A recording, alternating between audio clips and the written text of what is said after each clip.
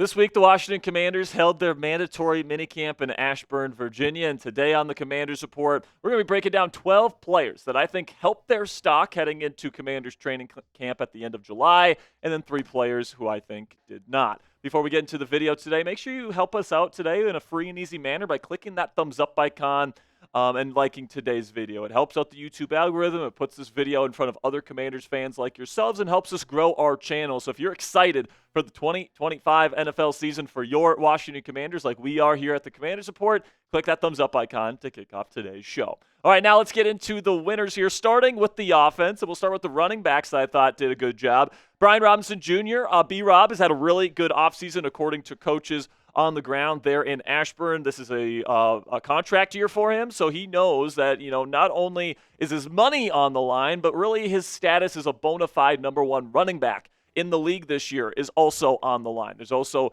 some pressure from some pretty good young running backs in this room here in Washington that are going to be vying for potentially becoming that future number one running back. So B-Rob knows that he's got a lot of pressure on him to perform this year, and Snowman has done a really good job going out there and doing his very best to impress the coaches with his work ethic, and I'm excited to see what B-Rob's going to be able to do now that he is this highly motivated. But another running back that is on his heels and somebody that is very difficult to ignore out on the practice floor is Ja'Cory Krosky-Merritt. Now, someone like Ja'Cory is going to stand out in these kind of padless practice type of environments because he is so explosive. He's got such a great jump cut. His speed is off the charts. We'll see how he plays once the pads come on when we get to training camp here in just a few short weeks. But his explosiveness has really made an impression on Commanders coaches, and he's going to have a chance to really get into the rotation of running backs here for the Washington Commanders, not only for this season, but in future seasons as well. Really excited about his future. Then let's talk a little bit here about Deebo Samuel, and I do have him on my winners list here, even though some people on social media want to say that he looks fat or that he looks slow or whatever the case may be. The people on the ground are saying that he's looking pretty darn good, and I don't really care if there's like an individual rep that somebody films and puts on social media where he gets locked up, right? That's just one rep, okay? And guys like Trey Amos, Marshawn Lattimore, and Jonathan Jones, as we're going to talk about later in today's show, all have had really good offseasons. So one rep versus a really good cornerback, you lose on that one, it happens, all right? And I think people are overreacting to some of these clips that are out there. There's a video of Deebo running routes on air. There's no defenders out there or anything. He's pretty much jogging the routes, and that's what people do. People are trying to point to Deebo being fat or whatever. I don't think that's the case at all, and I think the truth is Deebo was actually very productive this week. He had a number of touchdowns during the team periods this week, made a very impressive leaping grab for a touchdown in the back of the end zone as well. So the hands were being put on full display, and Deebo was extremely impressive. Head coach Dan Quinn had this to say about his new receiver on the final day of mandatory minicamp. Deebo, I think, has been very impressive to me for maybe a different reason than I thought. He was such a difficult person to tackle that you spent so much time, quote, how are you going to tackle this person, unquote. And somewhere along the way, I've forgotten until now how fast he is. And so sometimes when you're playing against a receiver, you say, man, you better either get him at the line or you better be on top of him. With him, so many times there was so many run after the catch plays that we had a tackling plan, and how would you go about it? And then I can remember one time he just ran by somebody down the field on a deep ball, and I was like, yeah, I forgot about that. So it didn't surprise me, but it was maybe I missed talking about it to that space because it was easily reminded. He's one of the fastest players on the team. So much for Deebo being fat and slow. The head coach is saying that he's one of the fastest players on the team, on a team that includes some really speedy people. So I'm really looking forward to seeing what Deebo Samuel's going to do this year. He's not a true route runner type, and people need to realize that, all right? He's going to be more of a chess piece. He's going to be moved around the formation on motions, pre-snap, that sort of thing. He's not going to be your traditional wide receiver, but it's going to add another element to this Cliff Kingsbury offense that I think is going to make this unit even more dangerous as we head into this season. So what say you guys? Let me know down there in the comment section. What is your confidence level in Deebo Samuel being a good player for the Washington Commanders this year? Put it on a scale of 1 to 10 for me down there in the comment section for today's pinned question. In just a second here, I'm going to tell you about our sponsor today at Ridge. And while I'm talking about Ridge, put it on a scale of 1 to 10, your confidence level and the newest Commanders wide receiver. And with that, let's have a word from our sponsor today at Ridge. And Ridge isn't just about wallets, even though that's what they are known for. They create premium everyday carry essentials like key cases, suitcases, rings, all built with the same sleek, durable design. I personally have the Ridge wallet, and I love its unique, slim, and modern design, which carries up to 12 cards. It's also super durable as it's made with premium materials like aluminum, titanium, and carbon fiber. And no matter what Ridge product you end up choosing to get, Ridge has free shipping, a 99-day risk-free trial, and a lifetime warranty on all of their products. They also have Commanders branded stuff, so you guys can get the Ridge wallet with the Commanders logo on there. I just have the plain black one, and I just like the sleek design, guys. And, it's something that I don't like about traditional wallets is that especially when you start getting all this cash and you get the cards in there, it gets pretty fat, and it creates a pretty ugly bulge in your pants that maybe you don't want to be, projecting out to the world. But this is a super sleek design. You guys can see how thin it is. It just slides right into your pocket. You don't have to deal with that fat wallet just hanging in your pocket all day. Right now, just in time for Father's Day, Ridge is having a huge sale. Just get up to 40% off your order at ridge.com/chat.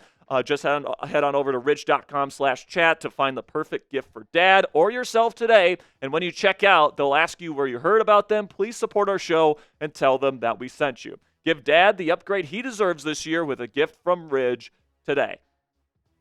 We continue on with our list of winners here from mandatory minicamp, and Luke McCaffrey. He was on my list of OTA losers because other guys like Jalen Lane, etc., were starting to kind of take the reins a little bit more, and those guys were standing out a little bit more. Well, I guess maybe Luke watched that video because he had a fantastic week this week in mandatory minicamp, scoring multiple touchdowns, making multiple great grabs with the first team offense. Looks like he's a much improved route runner this year. He made some nice catches in contested situations as well, and he made an absolute statement this week. And as we'll talk about later with Noah Brown and his injury situation, having a guy like Luke McCaffrey really showing out this week is exactly what the doctor ordered. Another wide receiver that was playing with the backups this week but really showed some good things was Chris Moore. Practice squad type of player. That's what the Commanders brought him in to be, but he made some really nice contested catches down the sideline this week, and he's somebody that I think you should be watching out for, especially when we get into like the second, third, and fourth quarters of preseason games, because he's relatively big body. He's got some nice hands that I think is going to be able to provide a little bit of value in these preseason games for the Washington Commanders, and who knows, maybe even land himself a roster spot this year. Deron Payne, as we move over to the defensive winners here, was really the big guy on the defensive line during this offseason program that's been getting a majority of the praise from Commanders coaches this offseason. And, I think that this is somebody that's going to have a fantastic year. Now, last year, the production in terms of the numbers on the stat sheet maybe weren't the most impressive, but I think the film was actually pretty darn good for Deron Payne last year, especially as a run defender. He had to take on double teams a lot. And this year, the Commanders kind of went out and got bigger bodies, guys like Javon Kinlaw, Eddie Goldman, etc., to eat up some more of those double teams and some of those bigger type of run blocking type of assignments. But then Deron Payne's going to be opened up to do what he does best, and that's get after the quarterback. So I think that is going to be something that he's going to be able to provide even more value for to the Commanders' defense this year, and I think he's going to be a big-time impact. Then we get to Jordan McGee, an interior linebacker, second-year player out of Temple. And, this might sound a little bit weird because Jeremy Chin is a safety, technically, not a linebacker, but he played the bandit safety role, which is the third safety role in this Dan Quinn and Joe Witt Jr. scheme. Last year, we've been talking a lot this offseason as to who's going to fill that role. It sounds like Jordan McGee has a real inline road to win that spot, and essentially the Commanders, instead of going to a 3-safety package, will be going to a 3-linebacker package where they would have McGee out there as that bandit player that's kind of playing that kind of hybrid safety linebacker type role where he's playing in the box, but he's roaming around the middle of the defense. He's looking to be a disruptive pass defender, just like Jeremy was last year. And McGee, that's what he was known for at Temple. He was one of the best pass coverage linebackers in the draft 2 seasons ago. And, that is still his bag. He's a fantastic athlete for his size. That bandit role kind of calls for a bigger type of linebacker/safety hybrid type of player, and McGee fits that role. So I would be looking out for Jordan McGee as one of the favorites to win that role here with the Commanders defense this year. He's been fantastic. And then Tyler Owens, the safety, another second-year player, athletic freak just like Jordan is. And Owens is looking like an absolute, athletic specimen out there. Like he stands next to coaches and other people not in pads out there. He looks like a straight-up monster. And they're putting him in a bunch of different positions. They're letting him try out for Bandit. They're letting him play a little bit of linebacker. Joe Witt Jr. said he reminds him of Frankie Louvu, where there he is right now standing next to a Commanders coach. He's just absolutely massive, and he moves the way that a person that size should not be able to move. So it looks like the Commanders are trying to find a way to deploy that physical skill set this year. And if his technique has gone to the next level this year, watch out for Tyler Owens. He could be a problem. Then we go to a UDFA that I thought had a good week and another potential Bandit candidate for the Washington Commanders this year, and that's Carlin Vigors. The UDFA, he's wearing 22, which I think is a sweet number for like a safety DB type. And, he's been playing with the backups, but he has really shown out in that group during the team settings. They're putting him at corner. They're putting him at safety. They're putting it, in the slot. They're letting him do a bunch of different things to kind of show out, and he's made a bunch of plays on the football. So keep your eye on Carlin Vigors here as we get into training camp. I think he's made a pretty darn good case for himself, at least to this point in the offseason. Then we get to the true cornerbacks here. Marshawn Lattimore, of course, last year played for the Commanders a little bit, but was coming off a hamstring injury and was playing on that hamstring injury, and he just didn't look the same than he was earlier in his career. Now it looks like he's back to 100% healthy, which is great news if you are a Washington Commander fan. Marshawn, when he is healthy, he's one of the best press man corners in the National Football League. That's why they traded what they did to get him in the building. That's why they brought him back this year, even though they could have cut him for $0 in dead cap. They believe in Marshawn Lattimore here in Washington. I believe in Marshawn Lattimore.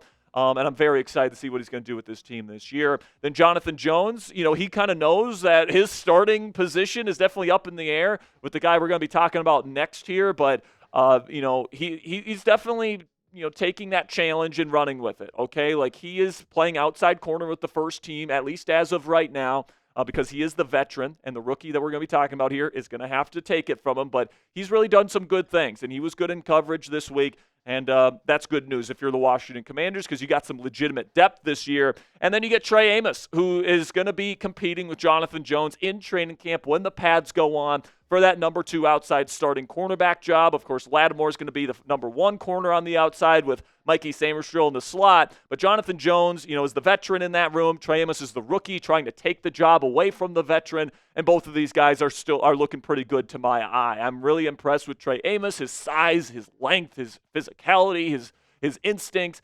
He doesn't have the fastest feet in the world, but he's somebody that plays with fantastic instincts. His closing speed is pretty darn good as well, and he's got enough speed to play press and hang with a faster receiver down the field. So I'm really impressed with what I'm seeing from both Jones and Amos at this point, and I'm looking forward to their competition once we get to training camp in a few weeks. Make sure you guys click that thumbs up icon if you haven't already. We're going to get to my losers here in just a second. But if you're enjoying today's content, I really do implore you guys to click that thumbs up icon. It's free and easy to do so. It takes a half second of your time, and it's the easiest way to help out our channel today. Then we get to the losers here, and I'm going to start with Nick Allegretti. And it's not necessarily that Allegretti played bad. You don't really learn all that much from offensive and defensive linemen at these padless practices. If we're being completely honest with you, you don't really get to know for sure how these guys are playing until the pads come on. But we did learn this week from Dan Quinn that Brandon Coleman is officially moving to left guard, and they are planning to start him this year. That's Allegretti's spot. And as we know, Sam Cosmi is eventually going to be coming back to be this team's starting right guard. So even though Allegretti might be able to potentially win the job at right guard to start the season, he'll have some competition there with Andrew Wiley and some other players there. But, he's no longer, expected to be a starter for this unit once we get to the postseason when Sam Cosmi's going to be back by then. So his standing on the roster is probably lessened than what it was probably heading into the offseason program. And then there was a couple of receivers that ended up getting hurt. Michael Gallup, the veteran wide receiver that they brought in this offseason, has a little bit of an injury, did not practice on day 3. And then, of course, the very scary injury here is Noah Brown, who got carted off the field on Wednesday, which was day 2 of practice. And, it sounds like it's a lower body injury. We didn't get an update from Dan Quinn on Thursday, the final day of minicamp. He was apparently getting an MRI, and we still haven't gotten an update at the time of me recording this video. So once we get an update on Noah Brown, we'll let you guys know. But outside of Noah Brown, like, you're really hoping at that point that Luke McCaffrey, Jalen Lane, Michael Gallup, Chris Moore, one of these guys is going to be able to step up into that role. But if Noah Brown is gone for the season, guys, it really wouldn't shock me if they end up bringing in a wide receiver in free agency. There's a couple of really good veterans that are still available in Amari Cooper and Keenan Allen. Now, Cooper and Allen, they're former number one receivers in this league. They're no longer that good. I would say they're more number 2 or number 3 options, but Cooper and Allen are both really good route runners still. They're very crafty. They have a lot of experience, and they both want to win a Super Bowl, and that's what the Commanders are trying to do. So I think they would take a pretty significant pay cut from their previous contracts in order to come here to Washington. So if they want to go to free agency, I certainly wouldn't mind that. So make sure you guys click that thumbs up icon, like today's video, and then also get in the comments section. Let me know. The Browns, if Noah Brown's injury is serious, should Washington sign another wide receiver? Simply give me a yes or a no. Do you believe in Luke McCaffrey and Jalen Lane and all these other guys enough to fill that spot, or do you want to go out and get somebody else if Noah Brown is out for the season? Make sure you click that subscribe button if you haven't already. We are done with today's edition of the Commanders Report. We'll have more content for you guys on the Burgundy and Gold in between kind of this dead period between minicamp and training camp. We'll see if the Commanders can end up getting a trade for Trey Hendrickson. We'll see if they go to free agency to get an edge rusher. We'll see if they go to free agency to get a wide receiver. I don't think Adam Peters is necessarily done building this roster heading into the 2025 season. So if you want the daily updates on all the latest surrounding the Washington Commanders, click that subscribe button right now. And until next time, guys, go raise some hail.